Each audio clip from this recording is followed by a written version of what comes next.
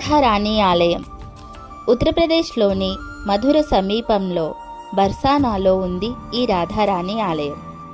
రాధాకృష్ణ భక్తులకు అత్యంత పవిత్రమైన పుణ్యక్షేత్రం ఈ ఆలయం.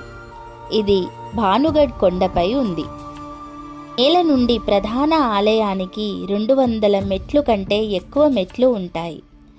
ఈ ఆలయానికి దారి తీసే మెట్ల దిగువన వృషభాను మహారాజ్ రాజభవనం, శ్రీరాముడి విగ్రహాలు ఉన్నాయి. మనం ఈ ఆలయానికి రోప్వే ద్వారా వెళ్ళవచ్చు. ఈ ఆలయం వెనుక వైపు నుండి ఆలయ ప్రాంగణానికి ప్రవేశం ఉంది. కృష్ణుడు తండ్రి నందుడు, రాధ తండ్రి వృషభానుడు మిత్రులు.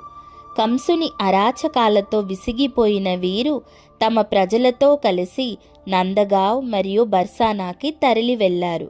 నందుడు నందీశ్వర కొండను నివాసం చేసుకోగా, వృషభానుడు భానుగఢ్ కొండను తన శాశ్వత నివాసంగా చేసుకున్నాడు.